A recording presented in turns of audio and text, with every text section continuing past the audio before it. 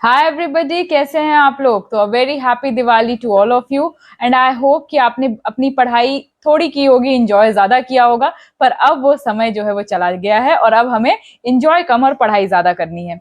तो जो बचा कुचा अकाउंट्स का सिलेबस है, कुछ टॉपिक्स बचे हुए हैं, बहुत सारे टॉपिक्स हमने कवर कर लिए नो डाउट, बट कुछ टॉपिक्स अभी भी हैं जो कि थोड़े से बचे हुए हैं और हमें पढ़ना बचा है।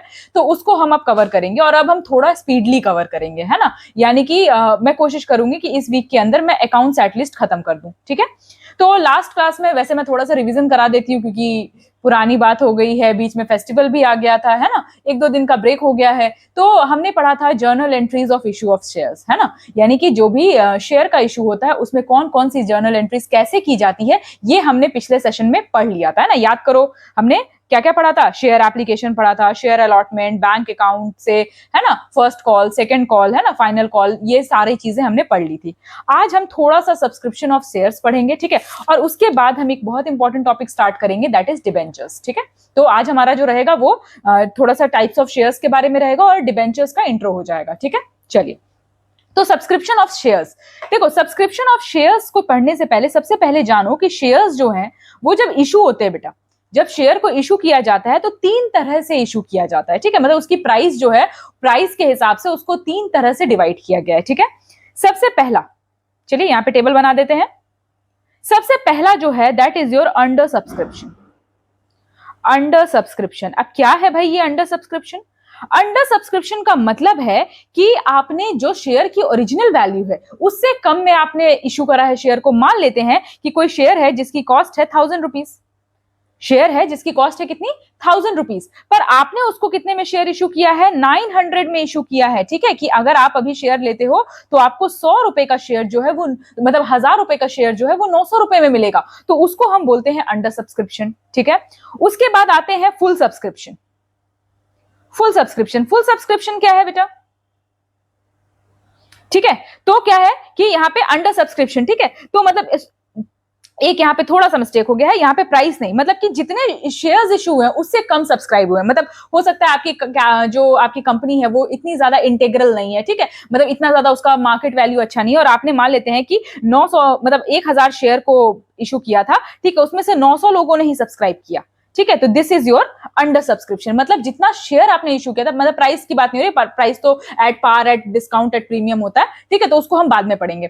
तो अंडर सब्सक्रिप्शन में क्या है कि जितने शेयर्स आपने इशू करे उससे कम शेयर सब्सक्राइब हो रहे हैं, तो उसको हम बोलते हैं अंडर सब्सक्रिप्शन। और कहीं ना कहीं ये क्या बताता है, ये बताता है आपके कंपनी की मतलब कि आपके कंपनी की जो मार्केट वैल्यू है वो भी उतनी अच्छी नहीं है, ठीक है। दूसरा आता है क्या, फुल सब्सक्रिप्शन, यानी कि जो टोटल शेयर्स आपने इशू किए थे बेटा, जो टोटल शेयर्स इशू किए थे वो सारे सब्सक्राइब्ड हो गए, मतलब जितने शेयर आपने इशू किए वो सारे सब्सक्राइब हो गए, तो उसको हम बोलेंगे फुल सब्सक्रिप्शन, ठीक है। ये कहीं ना कहीं दिखाता है कि आपकी कंपनी की इमेज जो है वो अच्छी है, मतलब मार्केट में इतनी अच्छी है कि आपके दिए हुए शेयर्स जो है वो लोग आसानी से सब्सक्राइब कर रहे हैं, ठीक है। अब अगला आता है बेटा आपका over subscription. Now what is this over subscription? Over subscription का मतलब है कि इतनी ज्यादा डिमांड है ना, इतनी ज्यादा डिमांड है कि more people subscribed than number of shares। Number of share से ज्यादा, जितने शेयर इशू नहीं हुए ना उससे ज्यादा लोगों ने इसको सब्सक्राइब कर लिया, तो इसको हम क्या बोलेंगे, इसको बोलेंगे ओवर सब्सक्रिप्शन, ठीक है। अब ऐसे केस में क्या होगा, अगर मान लिया कि 1000 शेयर मैंने मार्केट में डाले हैं, ठीक है, और 1000 में से लोगों ने 1100 लोगों ने सब्सक्राइब कर लिया, तो अब उस केस में हम क्या करेंगे, क्या मतलब 1100 शेयर तो नहीं दे सकते ना, तो उस केस में क्या होता है, या तो रिफंड होता है, क्योंकि फर्स्ट जो अलॉटमेंट वाला मनी है वो तो ये जमा कर देंगे, मतलब अलॉटमेंट एप्लीकेशन मनी जो है वो तो ये जमा कर देंगे, तो इनको या तो रिफंड हो जाएगा या तो फिर प्रो रेटा सब्सक्रिप्शन होगा, ठीक है। तो ये ध्यान में रखिएगा, ये आपके एमसीक्यू में पूछा जा सकता है, ठीक है, कि अगर ओवर सब्सक्रिप्शन है तो उस केस में क्या सिचुएशंस हो सकते हैं, तो या तो रिफंड हो जाएगा या तो प्रो रेटा सब्सक्रिप्शन हो जाएगा, ठीक है। तो आई होप आपको ये क्लियर हो गया होगा। चलिए, अब अगला टॉपिक है हमारा एट डिस्काउंट वाला, जो है एट प्रीमियम और एट डिस्काउंट, ठीक है।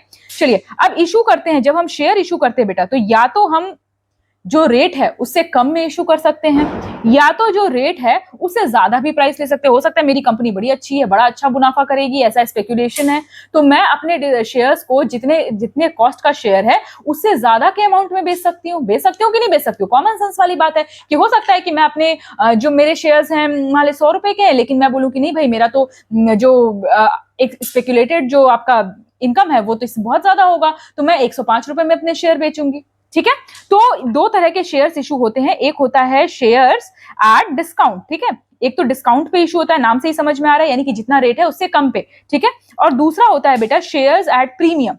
प्रीमियम का मतलब ही होता है कि आपने क्या किया है कि जो उसका प्राइस है उससे उससे आपने उस कहीं ज्यादा मतलब उससे कुछ ज्यादा पैसे लिए, ठीक है, लेकिन इसका मतलब ये नहीं है कि आपकी ओनरशिप भी ज्यादा हो जाएगी। मतलब 100 रुपए का अगर आपने शेयर लिया है, 100 रुपए का शेयर अगर आपने 105 रुपए में लिया है, तो इसका मतलब ये नहीं कि आपको 105 रुपए जितना कंपनी में हिस्सा मिल जाएगा, ठीक है, आपको जो जो फेस वैल्यू है वही फेस वैल्यू जितना ही राइट्स और लायबिलिटीज होंगी आपकी, ठीक है, लेकिन सिर्फ क्योंकि आपको ऐसा लग रहा होता ना कि डिमांड ज्यादा है, ठीक है, कहीं पे आप मतलब कभी कभी आप ट्रेन वगैरह से ट्रैवल करते हो जब, तो ऐसा होता है कि बहुत लंबी ट्रेन चल गई, कुछ खाने के लिए नहीं मिल रहा है, तो जो लोकल जो चीजें हैं ना, जो मतलब कि आप सस्ते में ले सकते हो, वो भी आप 5-10 रुपए एक्स्ट्रा लेकर के देते हो, एक्स्ट्रा लेते हो, है ना, एक्स्ट्रा देते हो, क्यों क्यों देते हो एक्स्ट्रा, क्योंकि उसमें भी उसकी डिमांड है। उसी तरह से इन शेयर्स की भी अगर डिमांड ज्यादा है तो आपने एक्स्ट्रा दिया है उसके लिए, बट दैट डजंट मीन कि उसकी वैल्यू उससे ज्यादा हो गई है, ठीक है, तो मतलब आपके राइट्स और आपकी लायबिलिटीज जो है वो उस वैल्यू जितनी वैल्यू जो आपका है ना फेस वैल्यू उतनी ही रहेगी, ठीक है, बात समझ में आ गई। तो चलिए शेयर्स एट डिस्काउंट, बात समझ में आ गई कि शेयर्स एट डिस्काउंट का मतलब होता है कि किसी डिस्काउंट में यानी कुछ कम करके आपको शेयर इशू कर रहे हैं, ठीक है। अब section 53 of the Companies Act बेटा, section 3 of the Companies Act क्या कहता है? Section 3 of the Companies Act कहता है कि हम डिस्काउंट पे शेयर इशू नहीं कर सकते। अब बोलोगे अरे तो फिर हम पढ़ क्यों रहे हैं? तो कुछ कंडीशन में इशू कर सकते हैं, अदरवाइज नहीं कर सकते, और जिस कंडीशन में हम करते हैं ना उसको कहते हैं स्वेट इक्विटी शेयर्स। अब ये टर्मिनोलॉजी याद रखना बेटा, क्योंकि आपके एग्जाम में ना इस तरह के क्वेश्चंस बहुत फेवरेट होते हैं।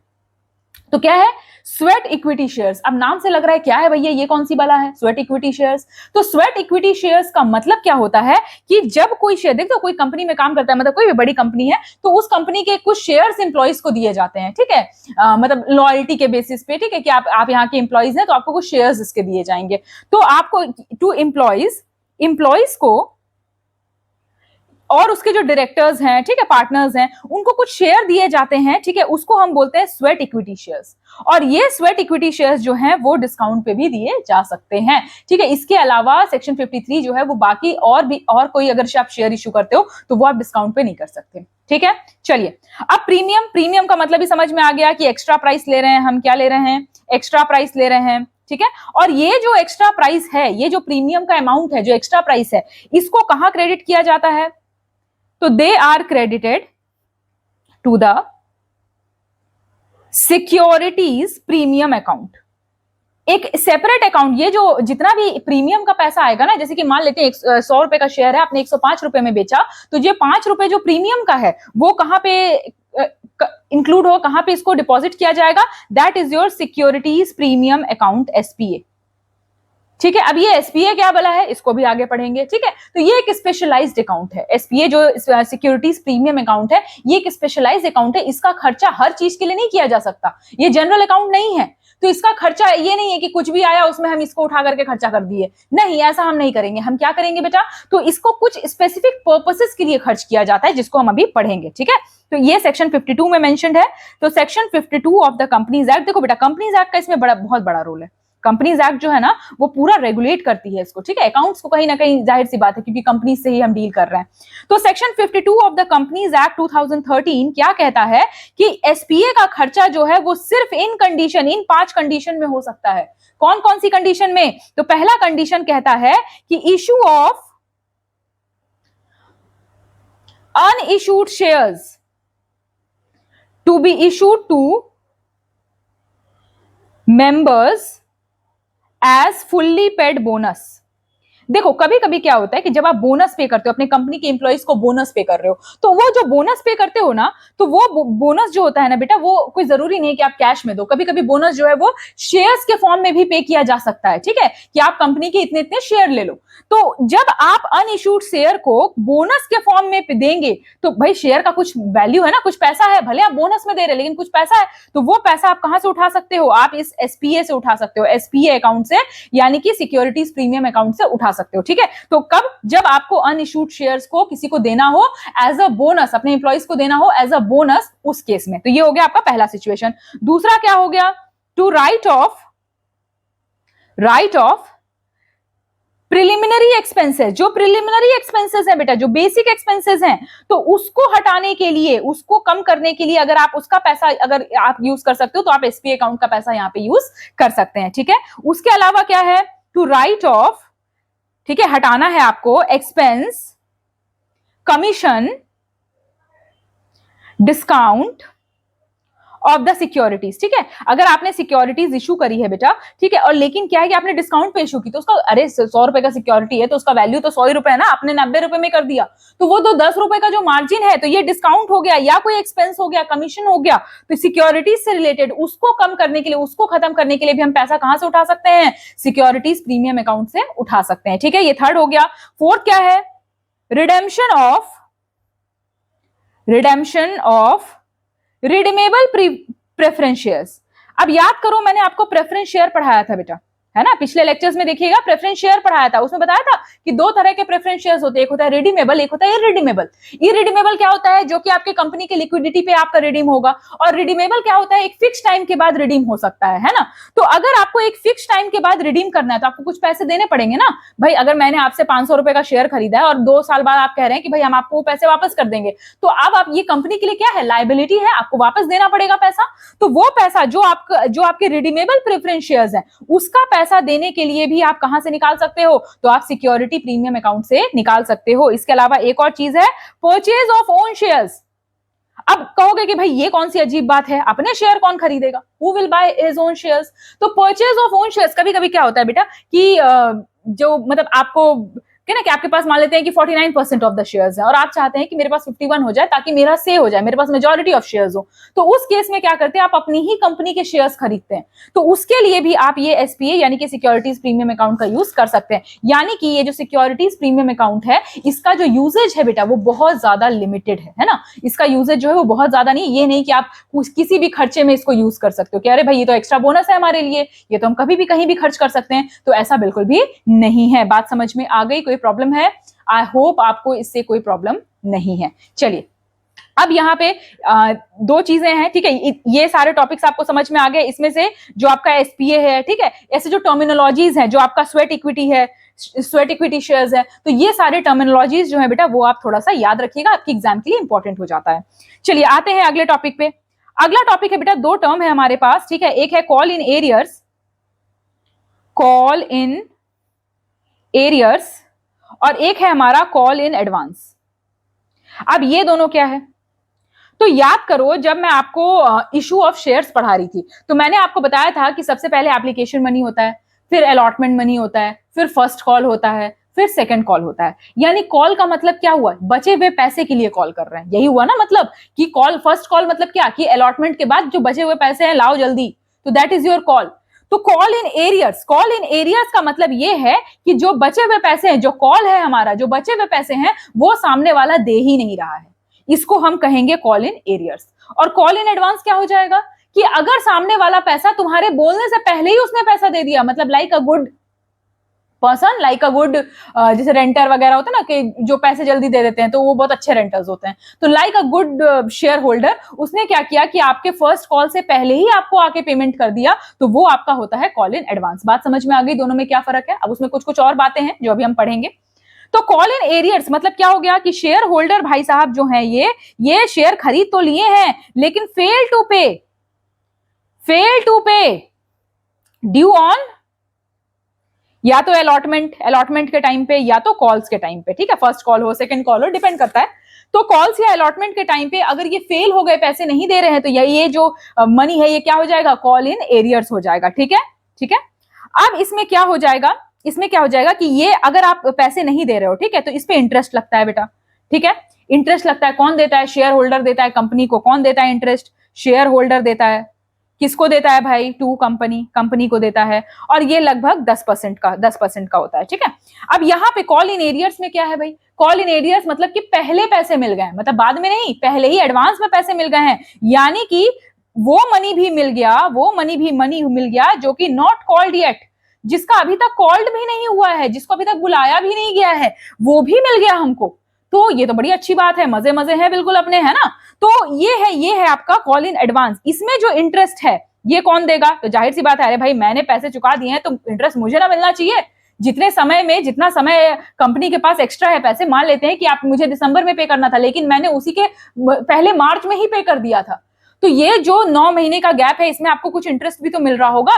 तो इसमें इंटरेस्ट जो है वो कौन पे करता है? कंपनी पे करती है। किसको करती है बेटा? कंपनी पे करती है। किसको करती है? शेयर होल्डर को पे करती है 12% का। बात समझ में आया? अब यहां पे देखिए, अब ये जो इंटरेस्ट है बेटा ये वेव भी हो सकता है, मतलब हो सकता है कंपनी के डायरेक्टर्स बोले कि भाई गरीब आदमी है, जान दो, नहीं लेंगे हम इंटरेस्ट, ठीक है, डिपेंड करता है कंपनी पे, ठीक है। तो can be waived of bye directors जो है वो इसको वेव ऑफ भी कर सकते हैं। लेकिन इसको वेव ऑफ कर सकते हैं क्या? अरे भाई तुम्हारा राज चल रहा है क्या? हमने पहले पैसे दिए तो हमें पैसे मिलने, हमें उसका इंटरेस्ट मिलना चाहिए ना। ये थोड़ा ना कि तुम कहोगे नहीं नहीं जान दो, हम तुमको इंटरेस्ट नहीं देंगे, ये कौन सा तरीका होता है? अरे भाई आप दया दिखाने के लिए आप कर सकते हो, लेकिन जहां किसी का अधिकार है वहां पे आप अपनी मर्जी कहां चला सकते हो? तो यहाँ पे कहा कि कैन नॉट बी, ये जो इंटरेस्ट है ये कांट बी वेव्ड, इसको वेव नहीं किया जा सकता है। बात समझ में आ गई? अब इसका अगला पॉइंट क्या है बेटा? अगला है कि ये जो इंटरेस्ट आ रहा है ना ये इनकम है। कंपनी के लिए क्या है? ये इनकम है कि भाई मुझे इंटरेस्ट आ रहा है। अगर सामने वाला लेट कर रहा है तो उससे मुझे इंटरेस्ट आ रहा है, तो ये आपका हो गया इनकम, ठीक है। लेकिन अगर आपको इंटरेस्ट पे करना पड़ रहा है तो दैट इज योर एक्सपेंस, वो आपका क्या हो जाएगा? एक्सपेंस हो जाएगा। बात समझ में आ गई? बात आ गई समझ में कि कॉल इन एरियर्स और कॉल इन एडवांस क्या होती है, कैसे चलती है, ये सारी चीजें हमने पढ़ ली, ठीक है। अब मान लेते हैं कि कॉल इन एरियर्स हो रहा है, ठीक है, कॉल इन एरियर्स हो रहा है, लेकिन फिर भी सामने वाला पैसा देने का राजी नहीं हो रहा है, वो पैसा दे ही नहीं रहा है, ला ही नहीं रहा है। अब उसके जेब से तो छीन नहीं लोगे, उसके बैंक अकाउंट से तो निकाल नहीं लोगे, है ना।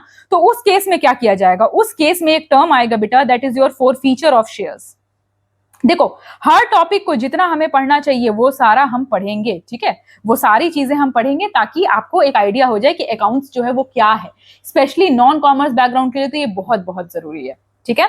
चलिए फोर फीचर ऑफ शेयर्स में क्या होगा? तो अगर ऐसा कुछ हुआ कि भाई आप पे ही नहीं कर रहे हो या आप कोई कंडीशन ब्रीच कर रहे हो, यानी कोई भी ब्रीच ऑफ कंडीशन होती है, चाहे वो पेमेंट से रिलेटेड हो, चाहे वो कोई और कंडीशन हो, तो कोई भी ब्रीच ऑफ कंडीशन होती है तो शेयर को वापस ले लिया जाएगा। Taking away of shares, share को क्या किया जाएगा? फोरफीट कर लिया जाएगा, यानी कि वापस ले लिया जाएगा। इसको हम बोलते हैं फोर फीचर्स ऑफ शेयर्स। तो जो आर्टिकल ऑफ एसोसिएशन बनता है ना बेटा शुरू में, ठीक है, किसी भी कंपनी को जब रजिस्टर कराते हैं तो आर्टिकल ऑफ एसोसिएशन बनता है। तो ये जो आर्टिकल ऑफ एसोसिएशन बनता है इसमें डायरेक्टर्स के पास ये पावर होता है। क्या पावर होता है?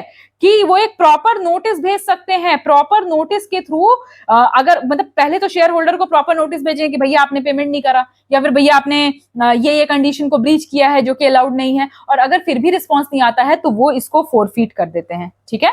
आप कहोगे कि भाई मैडम हमने क्या किया कि 1000 रुपए का शेयर खरीदा जिसमें हमने 600 रुपए तो दे दिए और बाकी के 400 हमारे बचे हुए हैं, तो अगर हम पैसे नहीं देंगे या फिर हम कोई कंडीशन ब्रीच करेंगे तो मेरा जो 600 गया वो कहां? तो कहा गया है, स्पेसिफिकली कहा गया है, ठीक है। इसीलिए ये जानना जरूरी है कि कोई भी जो भी अमाउंट पेड हो चुका है, जो भी अभी तक आपने अलॉटमेंट मनी दिया होगा, आपने एप्लीकेशन मनी दिया होगा, तो ये जो एप्लीकेशन मनी और अलॉटमेंट मनी है जो कि पे हो चुका है, ये अमाउंट जो है ये नॉन रिफंडेबल है, यानी कि आप इसको वापस नहीं ले सकते हैं, ठीक है। बात समझ में आई कि इसको आप वापस नहीं ले सकते हैं, ठीक है। और ना ही आप कोई क्लेम कर सकते हैं कंपनी को जब क्लेम करने जाओगे ना तो वो ऐसा लेटर लेके दिखा देगी कि भैया ये रूल नहीं है। इसीलिए जब आपने एक बार शेयर खरीदा तो पूरा पेमेंट करना आपकी जिम्मेदारी है ना। अदरवाइज आपका जो पैसा गया है वो एडवांस की तरह वो रफू चक्कर हो जाएगा, है ना, और आप ऐसे देखते रहोगे। अरे भाई, तो या तो आप शेयर लो मत, और ले रहे हो तो उसका पूरा पेमेंट करो, नहीं तो नुकसान आपका ही है, ठीक है। ठीक है, अब देखो तो समझ में आ गया कि अगर अमाउंट पे हो गया है तो उस केस में रिफंडेबल नहीं होगा, आपको मतलब पूरा पेमेंट करना पड़ेगा, तभी वो लिक्विडिटी के टाइम पे रिफंड होगा। ठीक है, बात समझ में आ गई। अब आते हैं कि फॉर इशू ऑफ शेयर्स, ठीक है, शेयर जो होता है बेटा, तो उसमें कोई जरूरी नहीं है कि सिर्फ कैश के ही पे ही हो। ठीक है, कभी कभी ऐसा होता है कि कैश के अलावा अदर कंसिडरेशंस पे भी शेयर इशू होते हैं। ठीक है, ठीक है, हो सकता है कि आपने कहीं से कुछ खरीदा, मतलब कैपिटल फर्नीचर खरीदा मान ले, और वो फर्नीचर के बदले में आपने अपनी कंपनी के कुछ उतने वैल्यू के शेयर्स दे दिए। तो अगर ऐसा कुछ सिचुएशन है कि आपने अदर कोई कंसिडरेशन दिया है अपार्ट फ्रॉम कैश, तो उस केस में उसको क्या कहा जाएगा, तो ये कहां रखा जाएगा, इसको शेयर कैपिटल के कॉलम में रखा जाएगा। ठीक है, इसको कहां रखा जाएगा, शेयर कैपिटल के। ये एग्जाम पर्पज से इंपॉर्टेंट है, इसीलिए मैंने यहाँ पे बता दिया है। ठीक है, चलिए, तो यहाँ पे हमारा जो शेयर्स हैं, जो टॉपिक शेयर्स है, वो यहाँ पे खत्म हो गया है। ठीक है, आई होप आपको यहाँ पे कोई प्रॉब्लम नहीं होगी। ठीक है, अगर कोई प्रॉब्लम होती है बेटा तो आप फीडबैक सेक्शन में हमसे पूछ सकते हैं। चलिए, तो अब आते हैं नए टॉपिक पे। थोड़ा सा मैं इंट्रो बता देती हूँ ताकि अगले सेशन में बहुत ज्यादा डिफिकल्टी नहीं होगी, आप आसानी से इसको समझ सकते हैं। ठीक है, तो अगला टॉपिक जो है हमारा बेटा, वो है हमारा डिबेंचर्स, वो है हमारा डिबेंचर्स। तो शेयर्स तो हमने पढ़ लिया, हमें पता चल गया कि भाई कंपनी ने हमसे कुछ पैसे लिए और उसके बदले में अपने एक हिस्सा दिया है, अपनी कंपनी का एक हिस्सा दिया है हमें। यही होता है ना आपका शेयर। ठीक है, कि भाई हमने 100 रुपए का शेयर खरीदा, तो 100 रुपए वर्थ की जो कंपनी है वो हमारी है। हो सकता है वो 0.00001% हो, लेकिन भाई उतने उतने के मालिक हम हैं, भले एक सुई बराबर जमीन हो, लेकिन उसके मालिक हम हैं।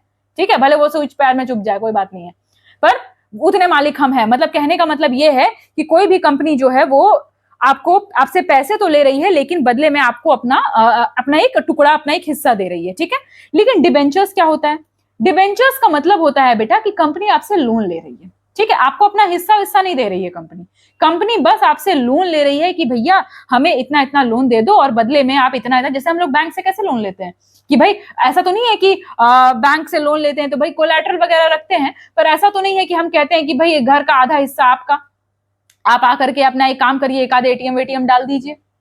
ऐसा कुछ कहते हैं क्या, या फिर हम जो इनकम करेंगे वो हम आपको दे देंगे? नहीं, हम क्या कहते हैं, हम कोलैटरल रखते हैं, पर हम प्रॉफिट में कोई शेयर उनको तो नहीं देते हैं। हम ये तो नहीं कहते कि भाई मेरी तनख्वाह इतनी इतनी है, उतने में से इतना % आपका हो जाएगा और फिर जो मनी जो दे रहे हो वो भी वापस करेंगे, ऐसा कुछ कहते हैं क्या?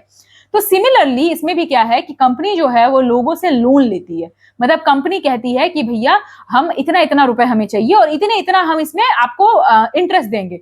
ठीक है, तो भाई अब आम जनता, हर कोई बैंक तो खोल नहीं सकता है, तो आम जनता क्या करता है, डिबेंचर्स ले लेते हैं कि भाई हम मेरे पास एक्स्ट्रा पैसा है तो हम लोन दे देते हैं, बदले में फिर कंपनी हमको इसका इंटरेस्ट देगी और एक फिक्स टाइम के बाद हमें पैसे भी दे देगी। ठीक है, बात समझ में आई? तो भाई क्या हो जाएगा, डिबेंचर्स का डेफिनेशन देखिए, अ bond issued by a company. ठीक है, यानी कि क्या कर रही है भाई, कंपनी एक बॉन्ड इशू कर रही है, तो issued by a company under it seal. ठीक है, अपने सील के अंदर एक बॉन्ड इशू कर रही है, एक्नॉलेजिंग। देखो बेटा ये डेफिनेशंस है ना, कभी कभी क्या होता है कि ऑप्शन में आपके डेफिनेशंस आ जाते हैं। ठीक है, तो आप डेफिनेशन को टुकड़ों में तोड़ तोड़ के पढ़ना सीखो पहले कि भाई क्या कह रहा है, कहीं वो मोटिव पूरा हो भी रहा है कि नहीं हो रहा है, क्योंकि बहुत बारीक बारीक सा डिफरेंस होता है। तो कह रहा है कि a bond issued by a company under it seal acknowledging a debt and containing provision as regards repayment of the principal and interest। तो भैया क्या है ये आपका डिबेंचर्स? तो डिबेंचर्स कहता है कि ये एक बॉन्ड है जो कि कंपनी अपने सील के अंदर में शेयर करती है और ये कहती है कि भाई आप हमें एक डेट दे दो, मतलब आप हमें कुछ उधार दे दो और बदले में हम क्या करेंगे, हम इसके रीपेमेंट का पूरा सिचुएशन, इसका कितना प्रिंसिपल हम रीपे करेंगे, कितना इंटरेस्ट रीपे करेंगे, ये सब कुछ हम आपको देने के लिए तैयार है और बदले में अभी आप हमें पैसे दे दो। तो ये जो होता है ये होता है हमारा डिबेंचर। कहां डिफाइंड है ये? तो ये डिफाइंड है बेटा section 230 of companies act. Companies act के 230 में ये डिफाइंड है। ठीक है, ध्यान में रखिएगा। क्या कहता है कि डिबेंचर्स जो है बेटा, डिबेंचर्स जो है उसमें क्या क्या इंक्लूड होते हैं? तो डिबेंचर स्टॉक,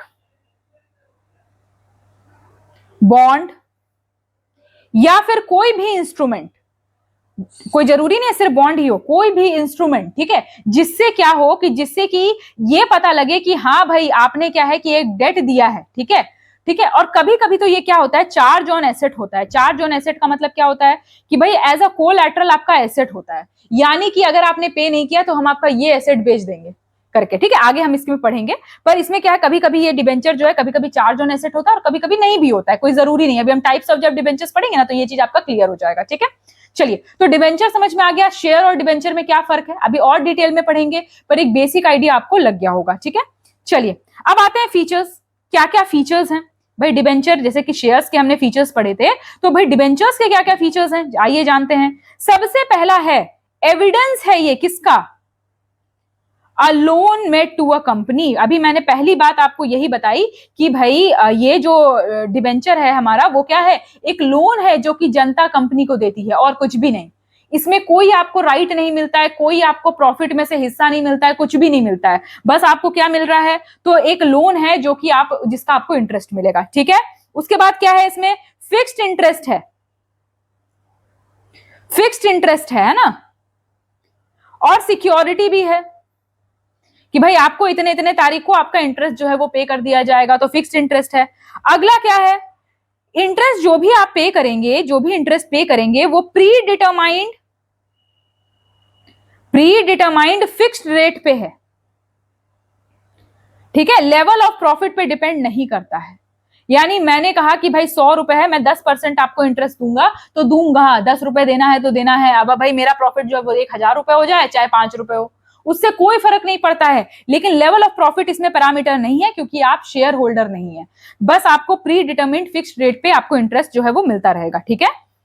अब जो ओरिजिनल अमाउंट है, ओरिजिनल अमाउंट जो है, इंटरेस्ट तो आपको मिल ही रहा है, पर ओरिजिनल अमाउंट जो है वो या तो आपको रीपे हो जाएगा, और अगर रीपे नहीं होता है तो उस केस में क्या होता है कि या तो रीपे हो जाएगा या तो कन्वर्ट करा सकते हैं आप शेयर्स में, अगर उनके पास ऐसा कंडीशन होगा तो कन्वर्टेड टू शेयर्स। अगर आपको लग रहा है कि भाई कंपनी बड़ा अच्छा कर रही है, आपने 5 साल देखा, 5 साल में आपको टाइम से बिल्कुल इंटरेस्ट आ रहा है और कंपनी का ग्रोथ भी अच्छा है, तो आप सोच रहे हैं क्यों ना मैं इस पैसे को जो डिबेंचर्स है उसको शेयर्स में कन्वर्ट करा लूं। तो दोनों काम हो सकते हैं, या तो रीपे भी हो सकता है या तो कन्वर्टेड इनटू शेयर्स भी हो सकता है, ठीक है।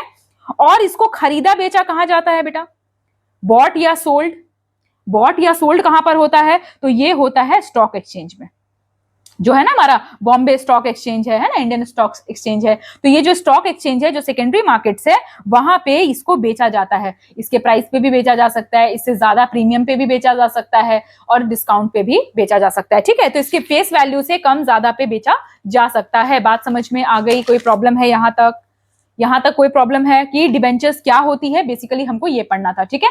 अगली क्लास में, जो इसकी अगली क्लास होगी उसमें मैं आपको डिफरेंस बताऊंगी कि डिबेंचर्स और शेयर्स में वैसे तो बहुत सारे डिफरेंस आपको पता है, बट कुछ ऐसे टर्म्स हैं जो यहाँ जहां पे आपको आप फंस सकते हैं डिफरेंसेस में, तो वो डिफरेंसेस पढ़ेंगे हम, टाइप्स ऑफ डिबेंचर्स पढ़ेंगे, ठीक है। उसके बाद इशू कैसे होता है डिबेंचर्स, ठीक है, ये सारी चीजें पढ़ेंगे and then we will come to financial statement of sole proprietorship, ठीक है। तो उसके बाद फिर हम फाइनेंशियल स्टेटमेंट कैसे बनता है ये सारी चीजें पढ़ेंगे। अगर कोई क्वेरी है बेटा तो आप प्लीज फीडबैक सेक्शन में पूछ लीजिए, है ना। कुछ भी ऐसा लग रहा है, प्रॉब्लम है, आप नहीं यहाँ शेयर कर सकते, आप हमें मेल भी कर सकते हैं, कोई प्रॉब्लम नहीं है यहाँ पर, ठीक है। इसके अलावा अगर आपको ये सेशन अच्छा लग रहा है तो आप हमें एक प्यारा सा फीडबैक भेज सकते हैं। मैं कोशिश करूंगी कि इस वीक में मैं अकाउंट्स खत्म करा दूं, ठीक है, क्योंकि ज्यादा सेशन नहीं बने, 6-7 और बचे हुए हैं, तो मैं मतलब दो पर डे करके इसको इस वीक में खत्म करा दूं ताकि आपको रिवीजन का एम्पल अमाउंट ऑफ टाइम मिले, ठीक है। तो मिलते हैं अगले सेशन में, टिल देन बाय बाय।